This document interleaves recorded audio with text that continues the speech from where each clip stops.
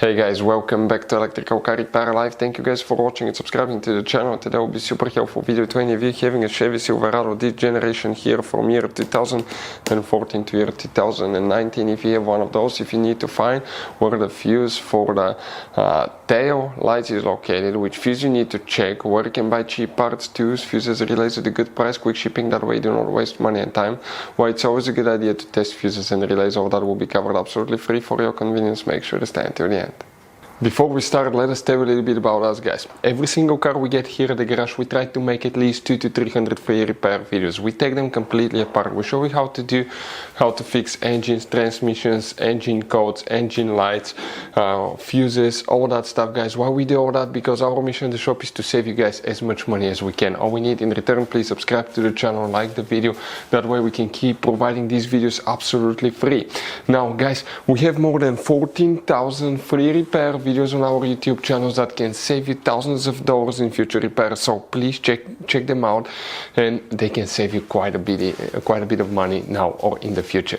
For the tail lights, guys, which fuse we need to check, we'll demonstrate on that generation Chevy Silverado right here. Now, guys, if you have one of those, there will be many hidden fuse boxes, and 8 or 9 out of 10 people don't know they even exist. We'll recommend to check out the video on our YouTube channel about fuse box location on Chevy Silverado. Go ahead and open the hood, and once you guys open the hood, here on the driver's side you have a fuse box under that cover. Go ahead, open it, and you're going to find a fuse box with a layout like this one for 2014 through 16 models. And then if you have 2017 through 19, you have a layout like this one. Before we continue, let's explain quickly why it's always a good idea to test fuses and relays. It is, guys, very important to test fuses and relays. On those fuses you cannot clearly see if they're burnt or not, especially you can see in the JK's fuses as well. And if you guys assume, okay, let's say you remove a fuse, you look at it and you assume, guys, that it's actually a good fuse, but it's actually a bad fuse. Sometimes you cannot clearly see that.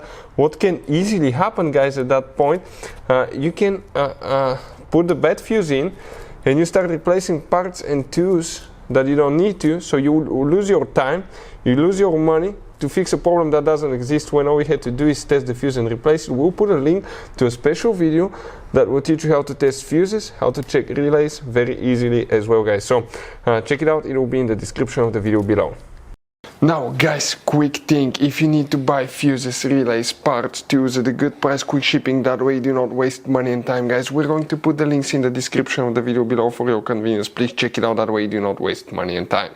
So, guys, we're going to start with 2014 through 16 model. Please make sure to stay until the end. We want to share one good advice with you, that way you do not end up being stuck in the middle of nowhere like it happened to us.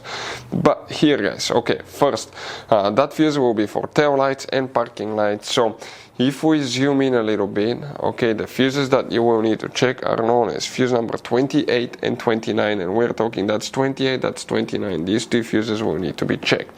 If you have 2017 through 19 model, the location will be exactly the same, 28, 29. These two fuses will need to be checked. Now, guys, you have all kind of different fuses and relays in that Chevy Silverado. You have different fuses, relays that could be really hard to find, especially if you're in the middle of nowhere.